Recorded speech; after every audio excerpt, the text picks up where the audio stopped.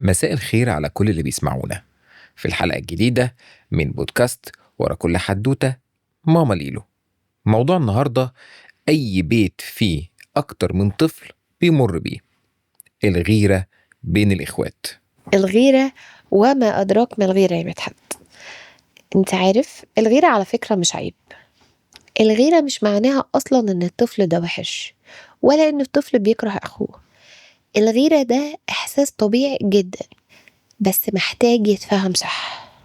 طب خلينا نبدأ بسؤال ممكن أي أب أو أم يسألوه: ليه الطفل بيغير؟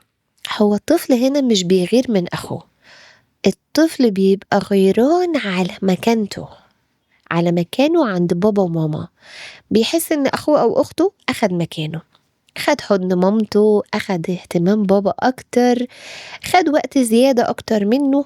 فالغيرة هنا مش معناها كره، هو خوف من الفقد.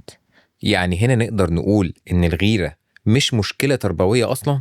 لا خالص، الغيرة جزء من التطور العاطفي. طفل لسه صغير وبيحاول يثبت مكانه، عايز يحس إنه دايما لسه مهم، دايما لسه محبوب زي ما هو، مش عايز يحس بأي اختلاف عن ده. وهنا خلينا نقول لكل أب أو أم آية مهمة في المعنى ده. قال تعالى: وقولوا للناس حسنا. احنا هنا ربنا بيأمرنا بالكلمة الطيبة، ومع الإخوات كمان لازم الكلمة الحلوة توصل لكل طفل منهم، مش لواحد فيهم بس. يعني ما ينفعش دايما أقول لواحد فيهم أنت الكبير استحمل، لا أنت الكبير لازم أنت اللي تفهم، لا أنت العاقل. لا لا، لازم كل طفل يسمع كلمة حلوة طيبة تخصه هو.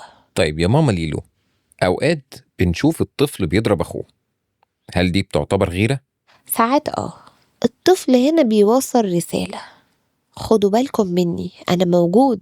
مش قصده هنا أصلا بالضرب إن هو أقوى ولا أي حاجة، الضرب هنا هو قصده بيه إنك تشوف حضوره كأب أو أم.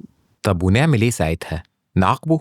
لا، اوعى اوعى تعاقب وقت الغيرة، لأن وقتها الطفل هيترجم العقاب هنا: فعلا ماما بتحب أخويا أكتر، فعلا بابا بيحب أختي أكتر. هما بيبقوا شايفين كده. في الحالة دي انت مجبر تحتوي مش تعاقب. وفي آية قرآنية هنا بتقول: قال تعالى: وعباد الرحمن الذين يمشون على الأرض هونا. وهنا المقصود بالهون يعني الهدوء. الطفل محتاج وقت الغيرة، محتاج في اللحظة دي أب وأم هادين، لا غضبانين ولا مكشرين. الهدوء عبادة في التربية. احنا هنا هنقول بعض الخطوات عملية للأهل هتساعدهم. أول حاجة، حضنك للطفل الغيور قبل الخطأ مهم جدا. لازم يبقى لك وقت خاص معاه سواء كأب أو كأم، وامدح الطفل في كل حاجة تخصه هو، واستعمل دايما جملة مثلا زي أنت مميز أو أنت مميزة في كذا. شوفوا أكثر حاجة بتميزهم وكرروها. قسموا الاهتمام مش الحب، قسموا الاهتمام بين ولادكم. إياكم ثم إياكم والمقارنة أبدا. يعني ما نشجعش مثلا الطفل ونقول له شوف أخوك بيذاكر إزاي؟ لا، دي أخطر كلمة في العالم. بص لأخوك، بصي لأختك. الطفل هنا بيسمعها انت أقل من أخوك أو انت أقل من أختك، وهنا احنا بندمر المشاعر بتاعتهم. طب خلينا نحكي عن موقف حقيقي. احنا ممكن نلاقي بنت بتغير جدا من أخوها الصغير، كل ما الأم تشيل البيبي هتلاقي البنت ممكن تضربه. هنا الأم ممكن تعمل ايه علشان تصلح الموقف ده وتكسر الغيرة دي؟ نخلي الأم تحضن الأول البنت وتقول لها ايه: تعالي نشيل أخوكي سوا.